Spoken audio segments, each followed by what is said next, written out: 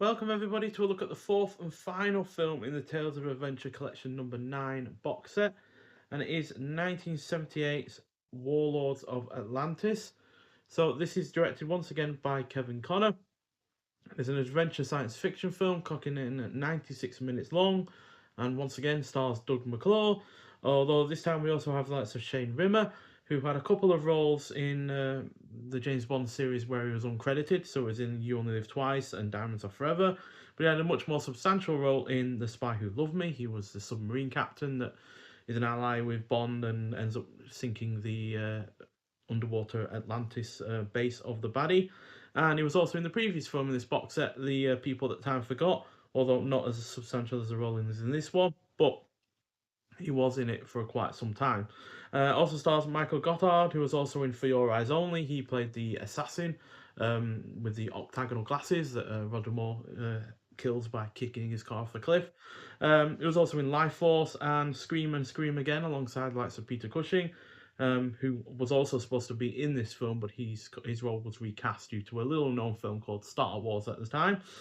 So yeah, searching for the lost world of Atlantis, Professor Atkin, his son Charles, and Greg Collinson are betrayed by the crew of their expedition ship, attracted by the fabulous treasures of Atlantis.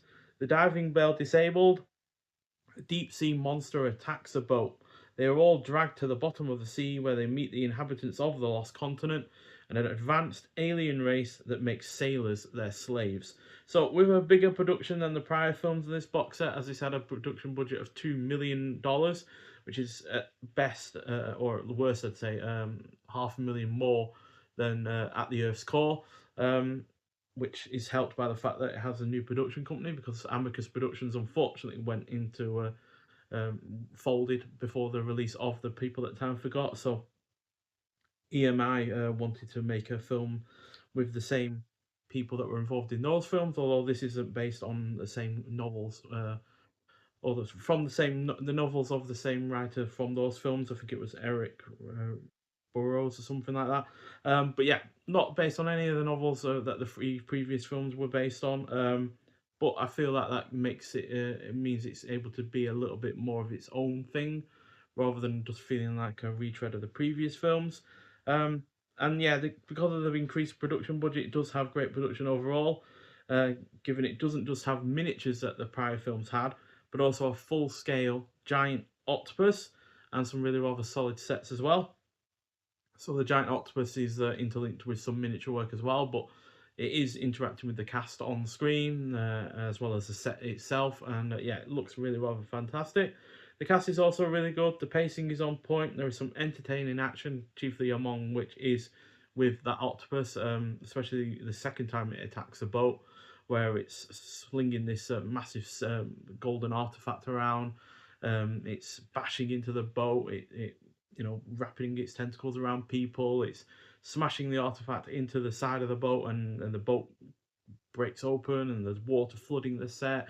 It's just a spectacular scene, and yeah, really, really fun, and certainly shows up another film from the late 70s called Tentacles, which is literally about a giant octopus attacking this a ship in the in at sea, and yeah, that's rubbish. And yet this is only really one and a half scenes with that octopus, and yet it feels like the full film itself. And yeah, it's really, really good.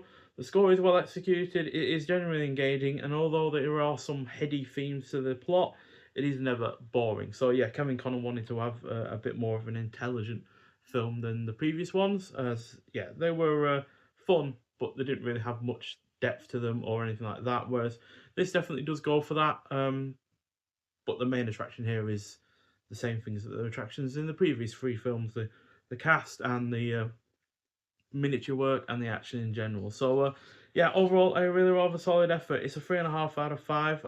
I could very well argue it up to 4, but I still feel like The Land That Time Forgot is just that bit better directed, and has its plot more effectively laid out, whereas this isn't quite as strong in that regard, but it's still a really, really fantastic film, a really enjoyable one, and yeah, one that I'm glad to finally have on Blu-ray. I did have this on DVD before.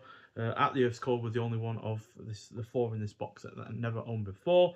So yeah, it's nice to have an upgraded version. In fact, it's got a 1080p high definition presentation from a 2025 2K scan by Imprint films. It's the only one that has had that kind of work done to it.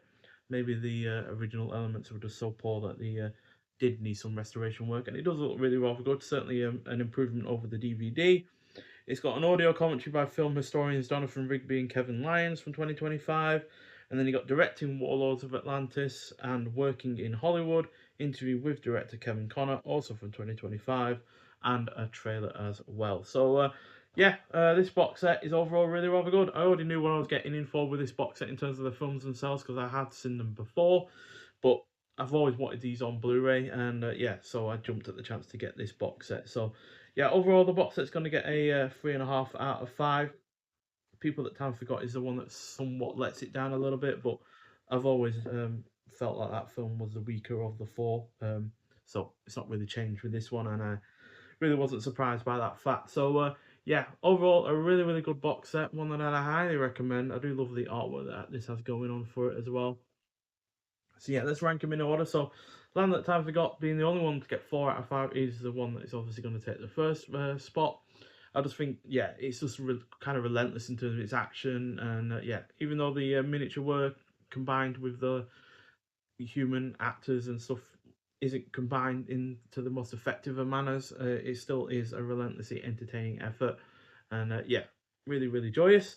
And in second place, Warlords of Atlantis. Just can't ignore that octopus attack at the end. It's just so well done that yeah, just elevates the film above and beyond the rest of what it's got going for it. So yeah, really really enjoyable.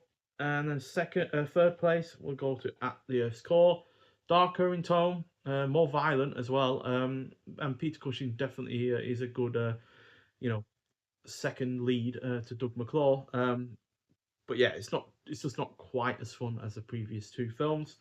And then lastly, obviously, The People That Time Forgot. Not as worthy a successor to The Land That Time Forgot that you would hope it would be, but still decent enough. And yeah, ends up getting a decent amount out of a sequel to a film that could very well have just been left alone. And it was Edgar Rice Burroughs, by the way, that the first three films were based on. Finally got his name right, thanks to sleeve cover on this. So yeah, it's not an awful film by any means, but it is definitely a bit of a letdown in comparison to the first film, and nowhere near as good as At the Earth's Core or Warlords of Atlantis either. So yeah, but overall, like I said, still a really really good box set. Um, really do recommend getting it if you haven't already. Although I think it is now out of stock, which I'm surprised by.